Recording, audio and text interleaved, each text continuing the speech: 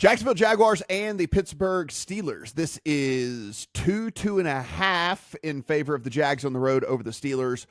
40.5 to 41 is your total. Adam, we see the Steelers come out of the bye last week.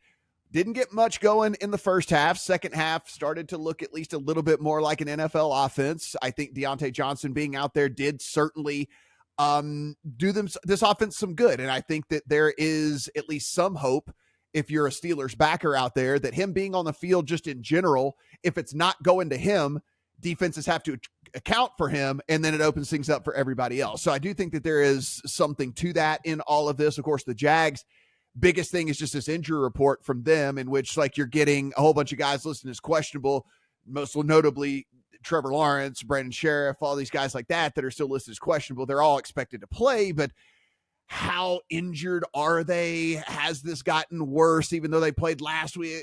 All of that. That's why I couldn't get the Jags in there, man. Like when this opened at 2, I do a show on Sundays, and this lined open at 2, and I was like, oh, that seems short. I couldn't put it in the account then, and I still don't have it in the account now, and I don't exactly know why. Yeah, there does feel like there's something I'm missing in this game, and yet this is the first of what I'm going to call, we'll call it my IRS Shakespeare week, because on the Shakespeare side, not a lot of plays, but on the IRS side, man, am I full of leans this week. I have all of the leans. I have a strong lean Jacksonville. I haven't played it yet. This Pittsburgh team is 130% fraudulent. This is as bad of an offense as there is in all of football. Deontay Johnson helps, and Deontay Johnson is part of the reason that they put together the drives they absolutely had to put together in order to beat the Rams this past week. And those were really the two good drives they had for the entire game. And they got one touchdown based on another one of those miracle defensive plays.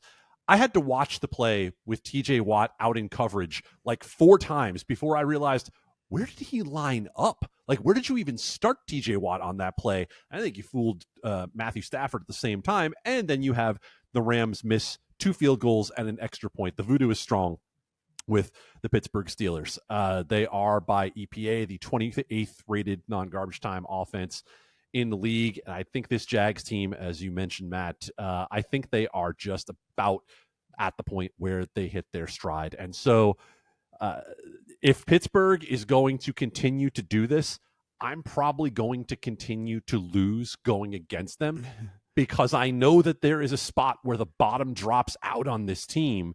And this, to me, gives me the opportunity at less than a field goal with Jacksonville to be able to play against the Pittsburgh Steelers. And I've actually got the added benefit of the mini bye with the Jacksonville Jaguars. I'll take it.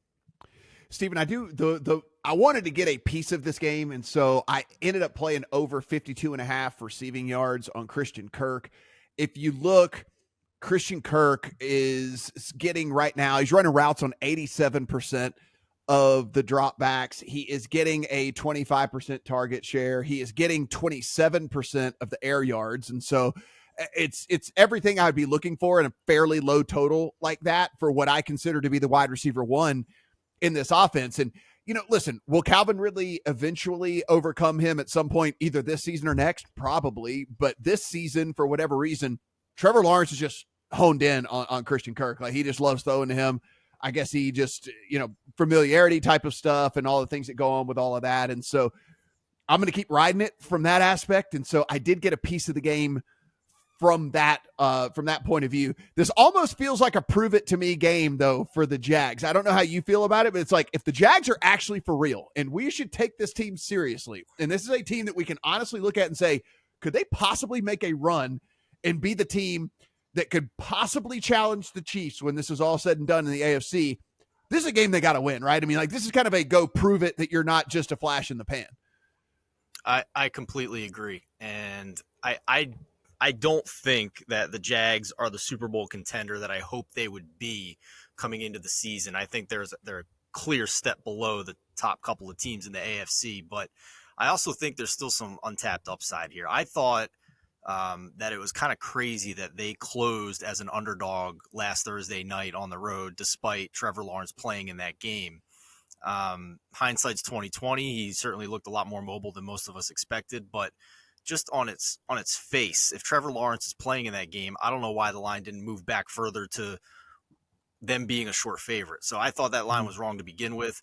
This week, they get a little more respect. It's up, about a point from the look ahead in favor of Jacksonville. To echo Adam's point, turnover EPA. So net EPA per play off of turnovers, Pittsburgh's top 5 in the league. So they're getting a lot of voodoo, to use Adam's term. And that's what's bolstered their record here. I completely agree that Deontay Johnson makes a difference. We saw that from Pickett second half of last year. It was his favorite target. Deontay Johnson's one of the best separators in the league. He's just more comfortable when Deontay Johnson's on the field, and he is clean and good to go after popping up on the injury report midweek. So I think the whole key to this game, and I have bet Jacksonville minus 2.5 in this game, just on my theory that they're still being priced a little bit lower than what they should be. They need to keep Trevor Lawrence clean in this game with the Pittsburgh pressure, because Trevor Lawrence's pressure stats when pressured don't look very good right now. He's 29th in completion percentage when pressured. He is bottom 5 in the league in catchable pass rate when pressured. So that they need to keep him clean to have a good shot in this game. But I love your Christian Kirk look, because I don't think the market is totally adjusted to he's the number 1 receiver. It's not Calvin Ridley. All that preseason talk is out the window. Christian Kirk is the number 1 receiver on this team, and I still think Jacksonville shorter than a field goal here is a decent bet. And we hope